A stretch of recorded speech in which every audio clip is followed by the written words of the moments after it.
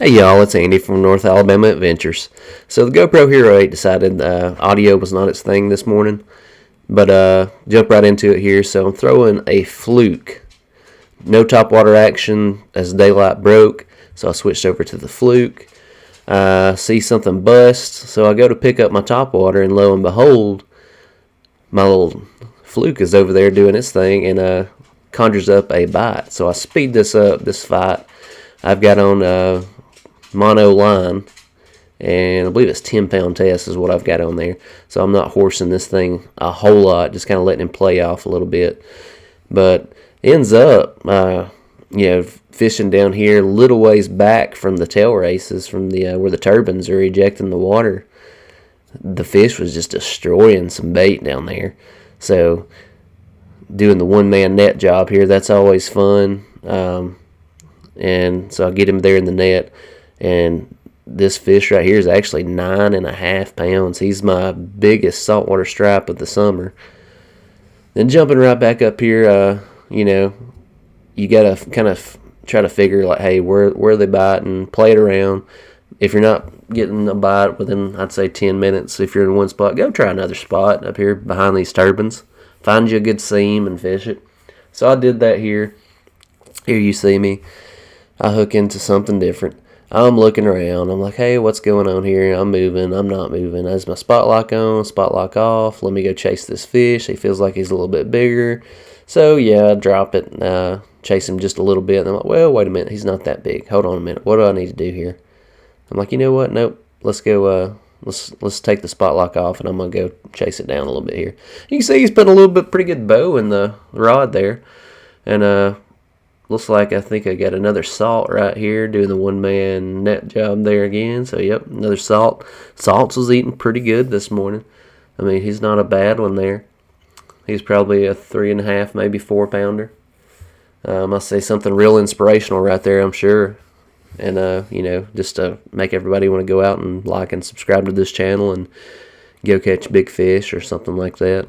Not really sure, but I'm sure it was great. And let's see, here's another catch. So, one thing about throwing we'll say the GOOGAN dart or the Fluke, either one, in which I'll jump back and forth, just trying to figure out, hey, what are they munching on? What's mimicking what? And get a little, what I like to call a hybrido right there. Good old hybrido. And so, yeah, you never know, of course, up here, to me, fishing the tail races is as close as you can get to fishing down at the beach, the Gulf. And I say that because you never know what you're going to catch. So, it could be a big saltwater stripe. It could be a trophy smallmouth bass. Could be a largemouth. Could be a spot. Could be a hybrid. You just never know. And then everything, if it's the right conditions, if they've got the right turbines running, everything could be, up in here feeding when, this kind of weather or this, this season right here is upon us, per se. So, talking about seasons, we actually got on a little bit earlier this year, and I don't know if that was just because we've never tried it, as early before or what, but, we started catching fish up here in the tail races, good fish, in June. Let's see, so that's a smallmouth right there.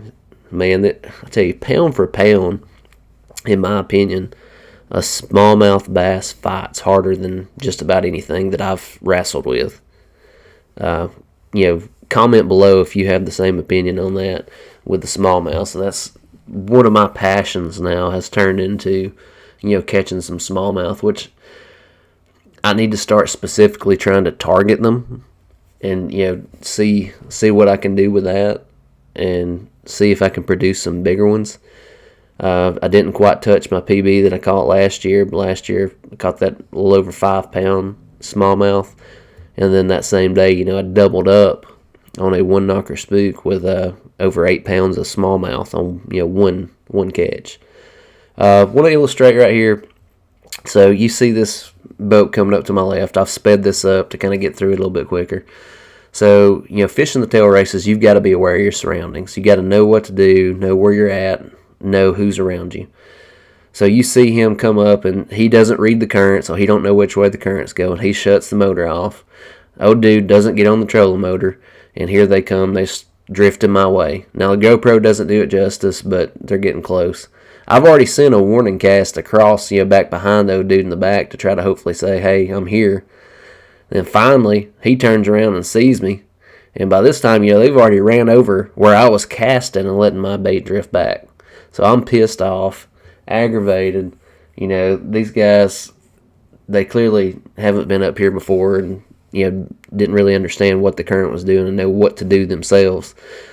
There's been a couple of instances the last couple times that I went out to where, fishing with other people as well or around other people, I've almost seen people just drift into, other people, basically playing bumper boats like at Funland back in the day. Like and subscribe if you enjoyed going to Funland in Florence, Alabama back in the day. Good old water slides and all that good stuff. I'm sorry. That'd be Sheffield. I apologize on that.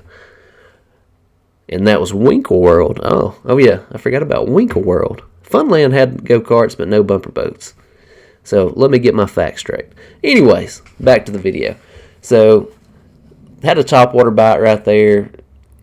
The rest of the day, there was no topwater action, which is kind of depressing for me because I love a good topwater blow up. And what a dart or a fluke, fishing those weightless or even with a swivel, you're looking at a little bit of action kind of right below the surface, right there at it. Then sometimes you'll see a good little blow up, sometimes not.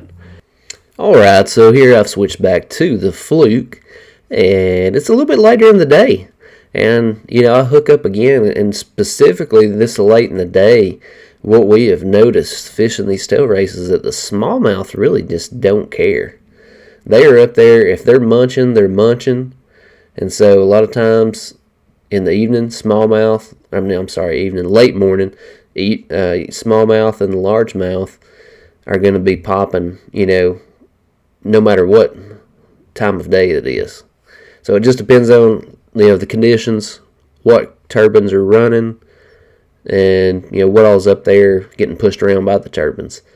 But like I said, this is late morning, still a good solid smallmouth right here. Oh, monkeying around here, taking the hook out of him. There we go. Oh, yep, he's a good fish. Good Tennessee River smallmouth. Beautiful fish. I just love the way those fish are colored up. And sometimes you get just some super, super gorgeous ones. Now, obviously, trolling is a thing, but I haven't ever really done it with a fluke or a GOOGAN dart. So I'm going to a different spot right here. And I decided, hey, let's cast this thing out, pull this thing behind me in the tail races. And, sure enough, you can kind of see it on my face. I'm a little bit surprised. Feel a good tug there on the other end of the line. And I'm like, oh my gosh, what is going on here? Is this another fish? Yeah, it's another fish. Oh my gosh, what kind of fish is it? What do I got? What do I got? What do I got? I'm trying to say something really cool, really inspirational again. And, of course, there's no audio because the Hero 8 has went out on the audio. But it's still rolling on the video, thank goodness. Because, boom, it is a Tennessee River, Pickwick Lake, largemouth bass. And it's a pretty decent one, I would say. I have no complaints with that guy. Of course, there's the one-man net job again. I'm getting better at that every day. He's flopping around. He don't know what just happened to him. He was happy and all go-lucky trying to find some food. And then I yank him up out of the water like, hey, get in my boat. And so, yeah. He's a good little fish. Not a big guy at all, but, he wasn't big, but anyway, so I drift back down a little bit further, and I think I see some stuff out here busting, if I remember correctly, and I'm like, hey, I'm back down further to where that saltwater stripe bit earlier this morning. Let's toss it out there. Let's see what happens. I'm excited. I am smiling and cheesing. What in the world have I caught now? Oh my gosh. I am excited. Oh, I tell you what, I just, sometimes I can't hardly contain myself. And, if you're out there fishing and you're not having fun, you probably need to check yourself, because even when the fish aren't biting, man, it's so much better than going to work, sitting at home on your butt and doing nothing, nobody needs to be doing that because there's always something constructive that you can do. But anyways, back to the point here, fishing. So yeah, so I slide on down a little bit and I hook into another fish here. What do we got? Oh man, we got another saltwater stripe. He's a little bit smaller, but you know, if I was keeping them, these guys would be a solid eater right there. Get a nice 2 fillets off that, throw them babies on the grill, put a little blackening seasoning on them. Oh my goodness, talking about delicious. So yeah, it takes me a little minute here to get the hook out of this guy, but during this time I want to point out too that, you know, I learned a little bit about these fish.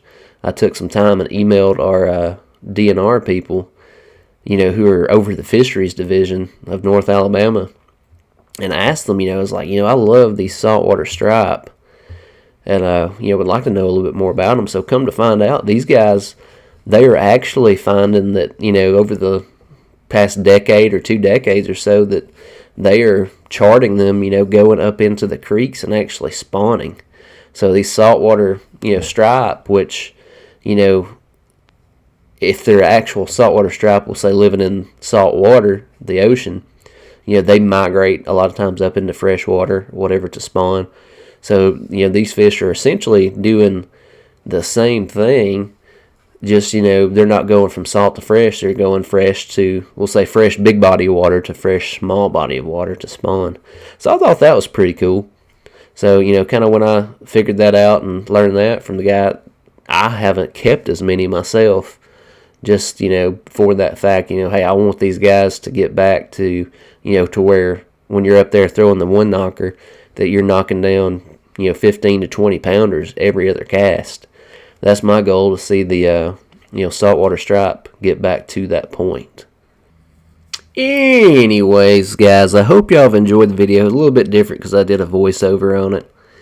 Got a new microphone, trying it out. We'll see what happens going forward on it. If the Hero 8 keeps acting up, I'm going to have to replace that.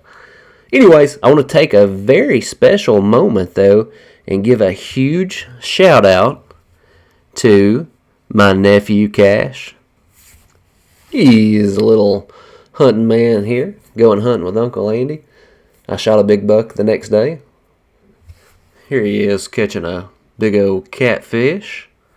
Oh, he's a strong man, showing them muscles. And then, ladies and gentlemen, my niece, Evie. She's like, oh, I forgot. She is my PIC. And, yeah, she's just Evie. Thank y'all for watching the video. Hope y'all enjoy it. Y'all don't forget to like and subscribe to the channel. It greatly helps me out. Y'all like and subscribe. Leave me some comments below. And until the next adventure, y'all have a good one.